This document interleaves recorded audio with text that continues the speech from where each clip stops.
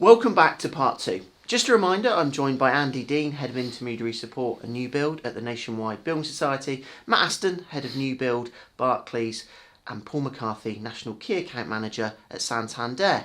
And we're discussing the current market and where we see the challenges and the opportunities into 2024.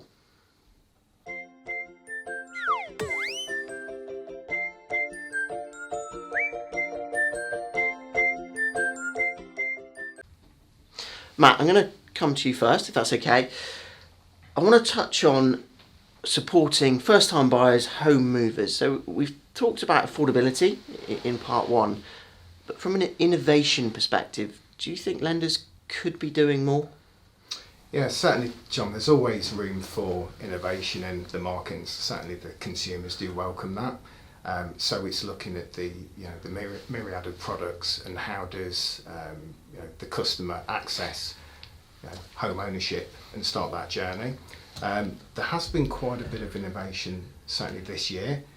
There's always restrictions around what a lender can do, working within their mandate, whether that's systems as well, or regulation, and what they can look for. But certainly in a challenging market, there's always scope to see how it can be developed. Something that we've been working quite closely with our broker partners and certainly through our BDMs has been making sure that the brokers truly understand where our policy is at this point in time and where we can support them, because there may be areas of policy that they've probably not looked at or considered for a while. So it's making sure that actually, whilst there's always room for innovation, is there something within our policy currently that can actually support that customer? So it's making sure that we continue that education with the brokers as to how we can support their customers today, and if innovation does start to pull through, fantastic, that will help more customers. Okay, I think that's a very valid point on educating the brokers to actually all the nuances of your product. So, Andy, anything you'd want to add?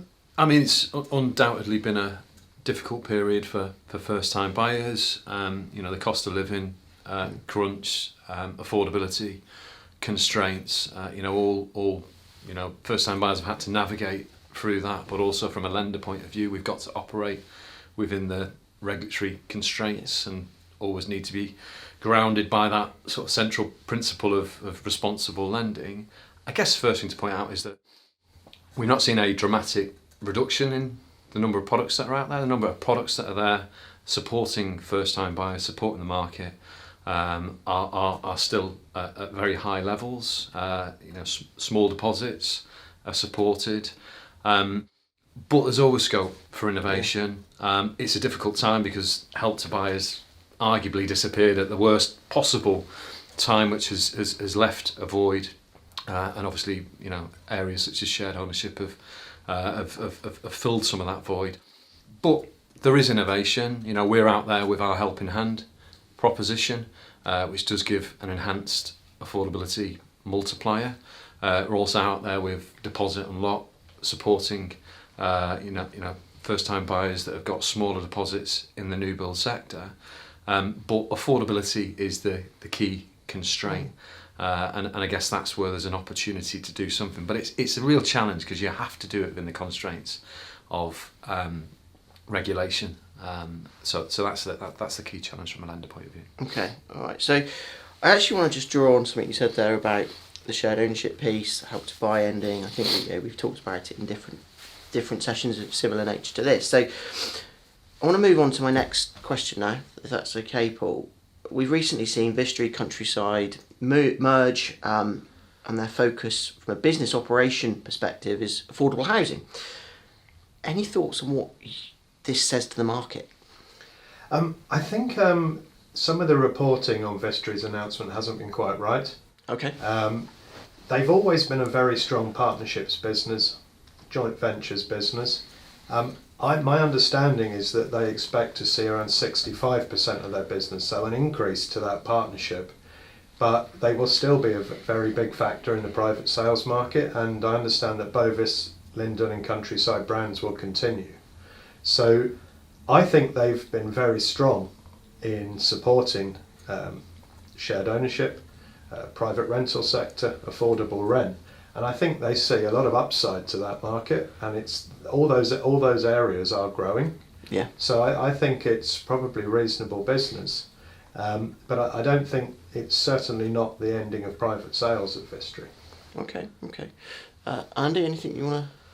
I mean, I'd agree. I think each business is going to have its own strategy, and it's going to consider, how it's going to weather the current market and climate, and for Countryside and Vistry, that's the approach that they've taken, and there will be other businesses and builders out there that feel that's not a route that they need to go down, and potentially others that will consider it. So I don't think it fundamentally changes anything from a market point of view. I guess what we need to acknowledge is that actually they've got an ability to change quite quickly, and equally if the market came back, I'm pretty sure that they'd be considering how they flip their strategy again. So it was an interesting move, but like I said, I don't think it changes anything. Okay, so if we kind of move now into the shared ownership piece, it's clear we've seen a growth in that market. Do we think that is going to be absolutely key in 2024? And also the perception of shared ownership. Do you feel we are now in a place of where it is perceived as a great way to get on the housing ladder? Or is there still an element of, I'm not quite sure if that's the route I should go from a customer perspective, and should we be doing more? And I appreciate it's a lot loaded in that, Matt. So, so break it down.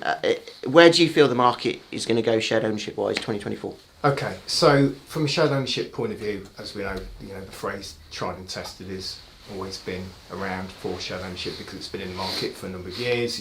We've supported it for many years, and it's given customers that opportunity from an affordable point of view to actually access the market.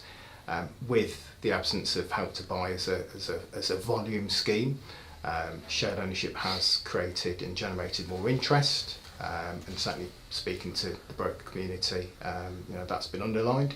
So this is where the skill set of the broker, because education is key for any scheme, especially shared ownership. So not only to understand the here and now, so actually what does it mean to that customer? Is it the appropriate method to access the market?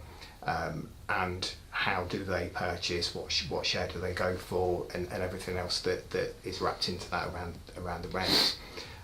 But also, what does it look like in the future for them? What are the staircase and options? Does the customer really understand, the ability they've got to staircase, and is that something that they want to do, and how that works? So I think it's something that it has gained more momentum. There's certainly been plenty of interest in it because it's affordable. You just mentioned around Vistry looking at their sort of affordable housing model. So going into 2024, it's something that will still continue in the absence of any volume scheme that's driving affordable options. Okay, Paul, anything you would add on that? I think shared ownership has grown in strength already. I think I was looking at some stats yesterday, and there was, in terms of the new build market, it's now just under 10% of the new build market, which is solid growth, and it's delivering 17 to 19,000 units a year. And you only have to go back as far as 2015, and that was only 4,000. So there's clear demand for it. At Santander, we want to achieve our natural market share in shared ownership, whether that's second-hand sales, new build sales or remortgage. So we're a keen supporter, and we're also a keen funder of the people providing the shared ownership as well. So we'd like to see it from both sides, and I think there's a clear demand for it. I think there's often the argument that customers don't understand what it is initially. I think that's changing. People often talk about the name shared ownership and whether that causes confusion. To me, I think part ownership sounds a lot clearer. But whether people want to rebrand a product is another thing, and probably not based on what I think. Yeah, fair enough. Andy, I think I'll come to you as well with this one, because it is such a big topic of conversation at the moment. Do you think we could do more to educate people on shared ownership? Certainly. I concur with what Matt and Paul have said in terms of the demand within the shared ownership sector. I guess the challenge is that it's got to be matched by the supply.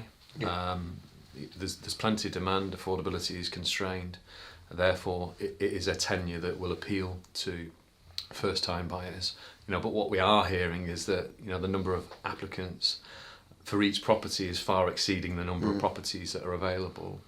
I guess firstly, before I come on to that point, is what we have seen in the shared ownership sector more recently is a bit of innovation, and I think that is an area where we could well see innovation. Okay. There are third-party private firms out there looking to play in the shared ownership space with some fantastic propositions. Yeah. I guess the challenge is from a lender point of view, we've got to look at that and fit it within the confines of policy. So they're all a little bit different, all a little bit quirky in terms of what they do. So we've got to work around that. But education is a key part of it. There's been a lot of research done on it recently, and I think there's more that can be done and more education that needs to be put out there. And again, this is where the broker plays a key role in that. Cool, and that links fantastically, Andy. Thank you for that. Into my next question and final one is around the broker, and we've talked about schemes, innovation, affordability. Everything to me points towards the broker becoming even more important, and also their knowledge and understanding of the market becoming even more important. Paul, what would your take on that be? Yeah, I think your question sums up the situation. Brokers are the lion's share of the market. They're upwards of 85% of our business. They should have every confidence in the advice they give, and the market opportunity is very much there for them. And whether that's the purchase market, the shared ownership market, the remortgage market, the product transfer market, the opportunity is with the broker to be there for the customer for their lifetime in mortgages, and brokers should be really confident of their position in the market. Fantastic. Matt? Yeah, no, it's a really important time for brokers to, obviously, they show their worth. As the market becomes challenging, complex, then the customer really does need to see, it's important the customer's got access to, truly independent advice, and they can make that choice. Brokers have done a really good job, obviously, helping customers to understand actually the state of the market, because there's so much information that's you've got access to now, and the brokers play an important role in actually shaping that and positioning what actually is happening, going through to what lenders' policies look like and how they are supporting and reacting. Obviously, there's a lot of challenging conversations around where rates will go, but brokers are doing a great job in articulating what the market does look like. Okay, thanks. Andy, I'm going to finish with you, if that's okay. So intermediary market share is at record levels market-wide. We're certainly seeing that contribution from intermediaries is higher than it's ever been, for nationwide.